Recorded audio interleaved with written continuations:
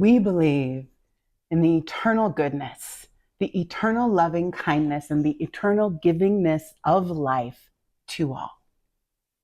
This was written in the 1920s by the founder of Science of Mind and Spirit, Ernest Holmes. And it's one of my favorite belief statements because I know it to be true.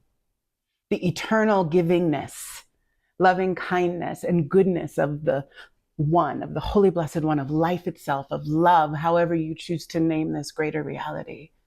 When you and I look all around us, that is all we will see if we choose to see it, right? The nature of nature, which is your nature and my nature. This divine flow, this continual giving and receiving, that is life itself.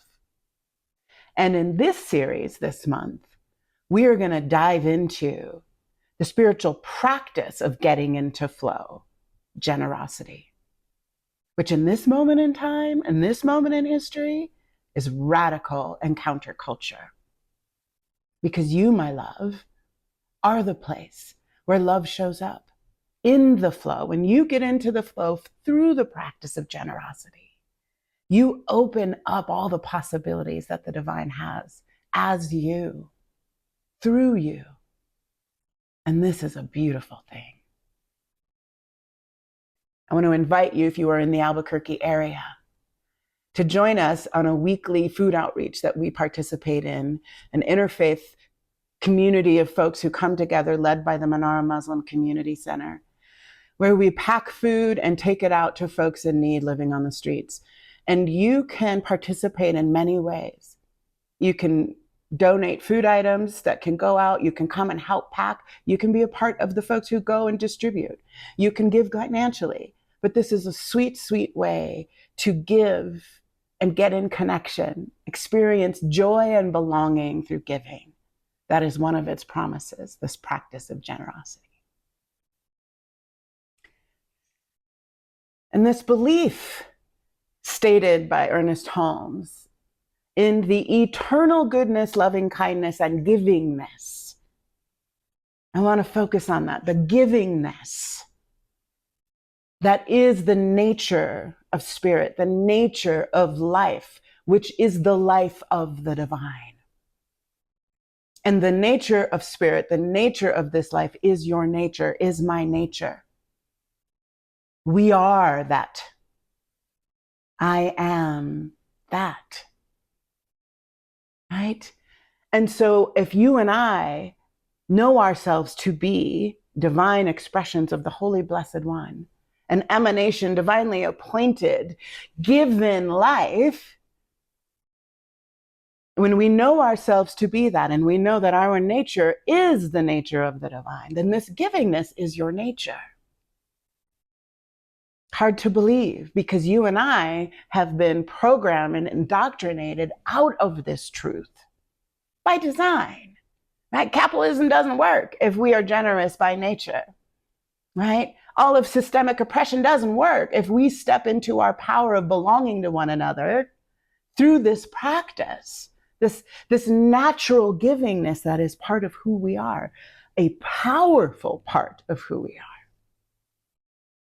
But we have to believe that this is the truth of our nature, that this is the truth of the divine's nature, and that there is a symmetry and a mirroring of this truth when we become more and more conscious through practice, right? It is the practice of giving that puts us right into the river of flow, the flowing nature of the divine, right? The flowing nature that the river always flows down into the great ocean, the great lakes, the greater body, and that this is a natural happening, that you and I don't have to do anything to make that happen. It's just how it works. And so when I choose to get into this flow through practice, through intention, I can begin to experience what it means to not only be the givingness of God, but the receivingness. And this is really what people are talking about when we are talking about the abundant nature of God, right?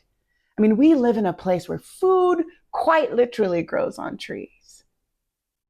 But we've become so disconnected from the nature of good, the nature of life. They are synonymous.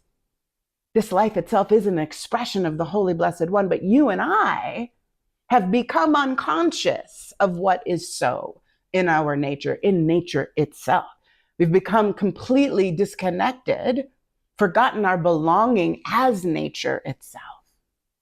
So we've forgotten that we live in this abundant universe where there absolutely is enough for all. Without a doubt, that is a fact. This is not a spiritual truth enoughness. It is an actual fact. There is plenty for everyone and all of life when we are in harmony with our nature, with nature itself, which means we've got to get into harmony with our own nature. We've got to get into harmony with the truth of ourselves, which means we have to turn down the noise of the bullshit we've been handed through systemic oppression, through toxic capitalism, and the poison that it is in our own minds. The way you and I have been programmed to consume and hoard and compete with one another because we've been told there's not enough, right? So I've got to elbow you out so I can get mine, which completely takes me out of flow. When I forget that there is absolutely enough and that I know what enough is for me, and that's all that I need, that I begin to get into harmony with the totality, with the greater reality, with the life that is God's life, that is my life, that is your life. And because I do that, I begin to step into my power as a member of the divine, as a kin to you and to life itself, as family. Oneness becomes a reality, a practiced, like real flesh reality, because I begin to know my oneness with it through this experience of flow. And the sweetest, most radical way to practice flow is to give, is to practice getting in contact with your generous nature, your generous heart, your generous spirit, generous with your time, generous with your love, generous with your forgiveness, and generous with your resources financially. This puts you and I into the river. Once we step into the river, that river is flowing with us, around us, through us, for us. And stepping into the river is as simple as giving. And in any way, the amount isn't important. The spirit of generosity is what is important. And it is a radical, rebellious act. It is a holy rebellion to practice generosity right now. In that practice, you open up, you become bigger and freer to give what and who you are. And as you get bigger and freer and more powerful in the breath of God that is moving in you and from you, right? This empowers you as you become the embodiment of this truth, of this eternal givingness, this eternal goodness and loving kindness.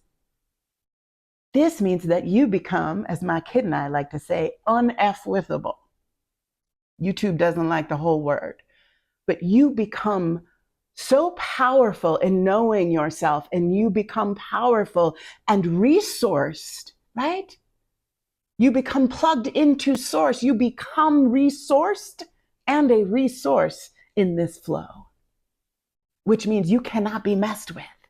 These external circumstances, this ridiculous, toxic, capitalist culture that tells you your value is made on what you consume and what you produce, you completely untangle yourself from that BS and become so grounded and fulfilled with spirit itself that your whole life changes for the good, with the good, as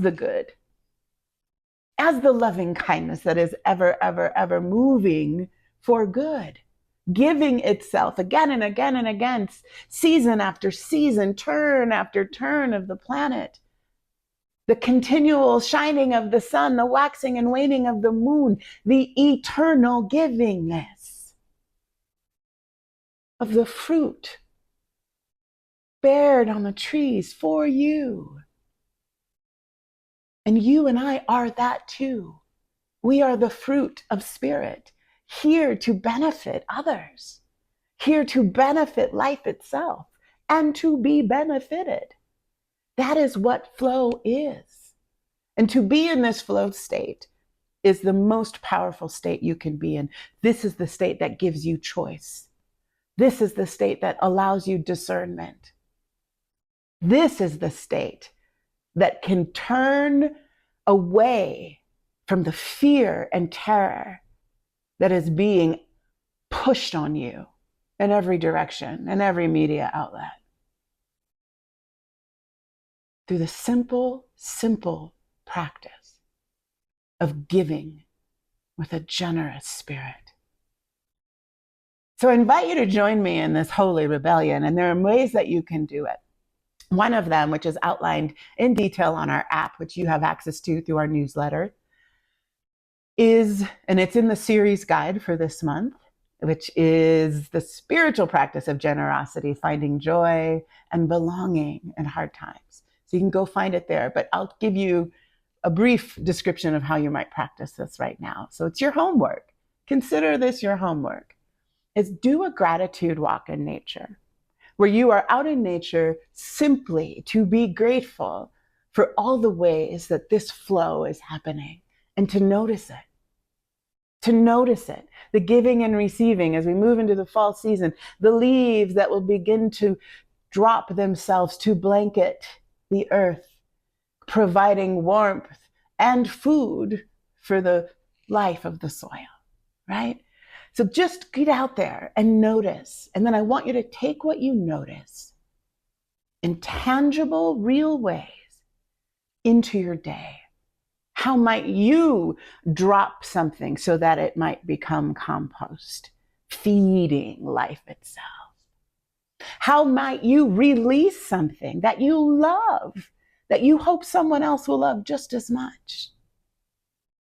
These are simple, simple ways to get into flow, to get into contact with your generous heart, which is the truth of who you are, whether that has been your direct experience lately or not. It continues to be true and available in you. I'm going to leave you with Eric Butterworth, who says, you have always within you the inlet that can become the outlet to all there is in God. This is the truth of who you are. May you not only become the inlet and outlet, but may you do so with intention.